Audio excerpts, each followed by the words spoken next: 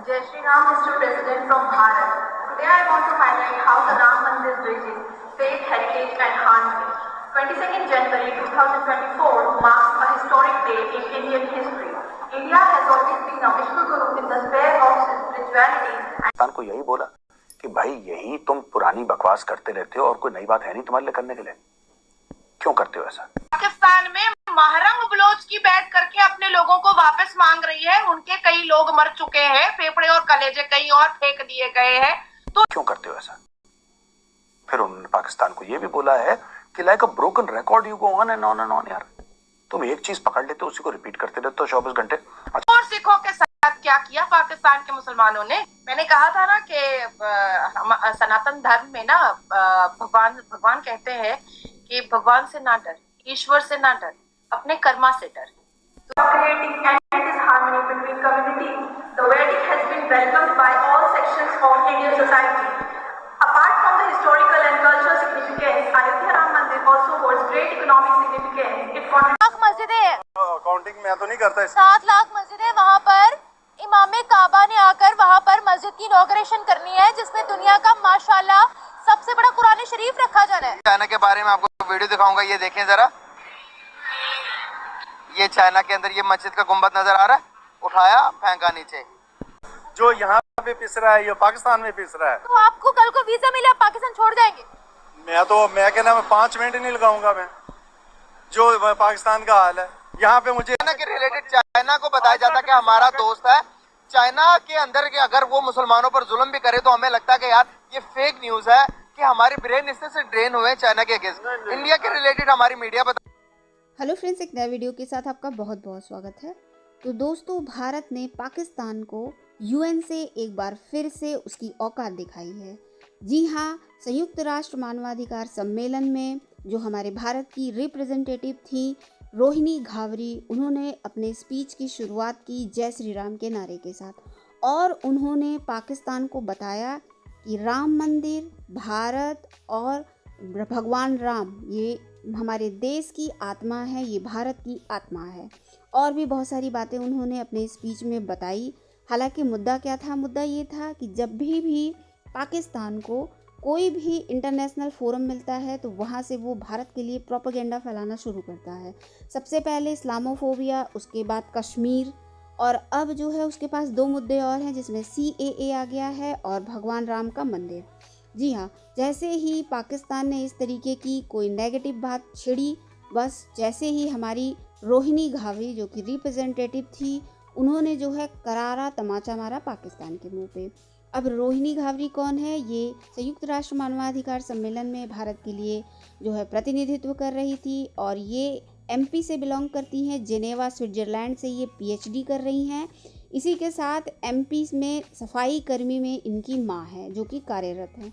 तो आप समझ सकते हैं कि इनको कितना प्राउड फील हो रहा था अपने देश को रिप्रेजेंट। फोबिया के हवाले से हम बात करेंगे। यूनाइटेड नेशन में इस्लामोफोबिया के हवाले से बिल फॉरवर्ड किया गया, और पहली बार शायद ऐसा हुआ कि इंडिया ने इस बिल के ऊपर वोट ही करने से इनकार कर दिया। उसकी रीजन क्या है? इंडिया के रिप्रेजेंटेटिव जो वहां पे मौजूद थी, उन्होंने बकायदा एक स्टेटमेंट दी। उन्होंने बोला किसी एक मजहब नहीं, अगर हिंदुइज्म की बात करें, बुद्धिज्म की बात करें, सिखिज्म की बात करें, सभी मजहब को हमें देखने की जरूरत होगी। इस्लामोफोबिया के साथ साथ जितने भी मजहब है, अगर डिस्कस करना है तो सभी को डिस्कस किया जाए। लेकिन एक और चीज जो हमने नोट की है, शट अप US, ये प्रॉपर स्टेटमेंट मेरी तरफ से नहीं है, ये स्टेटमेंट है इंडिया के ज्यूरिस्ट की तरफ से, इंडियन एनालिस्ट की तरफ से, CAA बिल के हवाले से। और बहुत बड़ी बात तो है, साथ ही साथ हैरान करने वाली बात भी है, क्योंकि इंडिया US बिजनेस पार्टनर है, बहुत बड़ी लेवल पे वो बिजनेस आपस में ट्रेड करते हैं।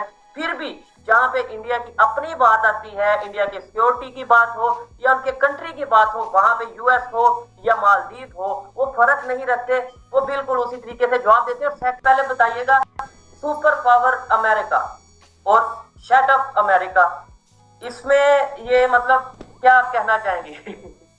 इंडिया के शायद भारत, देखिए शायद भारत जो है ना इतना पावरफुल हो चुका है अपने हर तरीके से, इकोनॉमिक के तरीके से, डिफेंस के तरीके से, GDP के तरीके से, और भारत को लीड करने वाला व्यक्ति वो खुद इतना पावरफुल है कि वो आंखों में आंखें डाल करके अपने भारत के मुद्दों पर किसी को इंटरफेयर करने मना कर सकता है। अब यूएस ने जब सीएए को लेकर के कोई टिप्पणी की है तो पहले उनको डेटास उठा करके देखना चाहिए था। 1991 की बात मैं बता रही हूँ कि बांग्लादेश में 22% हिंदू थे। आज कितने परसेंट है? 3.9%। कहाँ गए ये हिंदू और सिख? क्या कर दिया गया इनके साथ? क्या मार डाला गया?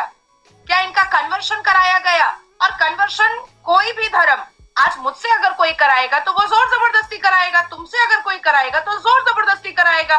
तो इसका मतलब है कि बांग्लादेश के 22% हिंदुओं का कन्वर्शन जोर जबरदस्ती और तलवार की नोक पर कराया गया है। अफगानिस्तान में 1992 में 2 लाख सिख और हिंदू मिलाकर के थे, आज 380 हैं। कहां गए बाकी के? कहां गए? पाकिस्तान में आजादी के वक्त 23.7% हिंदू और सिख थे, आज 1% है। कहां गए? क्या हो गया उनको? आज पाकिस्तान में महरंग बलोच की बैठ करके अपने लोगों को वापस मांग रही है। उनके कई लोग मर चुके हैं, फेफड़े और कलेजे कहीं और फेंक दिए गए हैं। तो इन हिंदू और सिखों के साथ क्या किया पाकिस्तान के मुसलमानों ने? क्या किया? तो ये जानना बहुत जरूरी था। और मुझे लगता है कि मेरा भारत इतना पावरफुल है और मेरे भारत को लीड करने वाला, मेरे भारत का नेता और सबसे बड़ा नेता और इस पूरे युग का और इस पूरी दुनिया का की सबसे बड़ी पार्टी का नेता नरेंद्र मोदी आंखों में आंखें डाल करके अगर शटअप कॉल दिया है तो बिल्कुल सही काम हुआ है और हमारी छाती गर्व से चौड़ी हो रही कि भाई यही तुम पुरानी बकवास करते रहते हो और कोई नई बात है नहीं तुम्हारे लिए करने के लिए, क्यों करते हो ऐसा? फिर उन्होंने पाकिस्तान को यह भी बोला है कि like a broken record you go on and on and on. यार तुम एक चीज पकड़ लेते हो उसी को रिपीट करते रहते हो 24 घंटे। अच्छा, पाकिस्तान ने बड़े जोश और खरोश से इमरान खान के टाइम से उससे भी पहले एक लफ्ज है इस्लामोफोबिया, मैं उस पर भी आऊंगा, डिटेल में बात करूंगा। लेकिन पाकिस्तान ने, एक बड़ा अजीब मुल्क है दोस्तों, और जो पाकिस्तान में इंटरेस्ट लेते हैं वो ध्यान से सुने और जो नहीं लेते हैं वो भी ध्यान से सुने, आप फिर इंटरेस्ट लेने लगेंगे।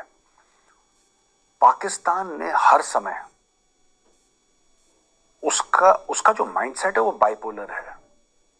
एक तरफ पाकिस्तान ये बोलता है कि दुनिया पे हम फतेह करने वाले हैं क्योंकि हम कलमा पढ़ के बनाए गए हैं और हमारे पास एटम बम है, ठीक है। और दूसरी तरफ पाकिस्तान अपने आप को विक्टिम पोर्ट्रे करता है, यानी पाकिस्तान पर्सपेक्टिव दिखाएगा, विजडम। उनको पर्सपेक्टिव की स्पेलिंग नहीं आती गरीबों को। आप कहां इनके चक्करों में पड़ रही हैं? ऐसी पागल लोग हैं जिन्होंने किसी तरीके से मांगे तांगे का टिकट ले लिया है, यूएन में आ गए, बकवास कर रहे हैं वहां पे। Madam, you are wasting your time.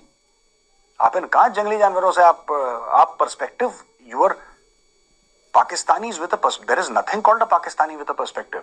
Wisdom तो इसके, जो इनका बाबा कौम था, मैं अपनी बात नहीं कर रहा, मैं जिन्ना की बात कर रहा हूं। जो जिन्ना था उसको विजडम नहीं था, इनके कहां से आ गया wisdom? Delivered a statement in explanation of India's position during the adoption of the resolution measures to combat Islamophobia in the UNGA। अच्छा, इसमें 115 नेशंस ने फेवर में वोट करा है, किसी ने इसके खिलाफ वोट नहीं करा, और 44 एब्सेंटीज थे जिसमें India, Brazil, France, Germany, Italy, Ukraine and the UK. ये एक नया इन्होंने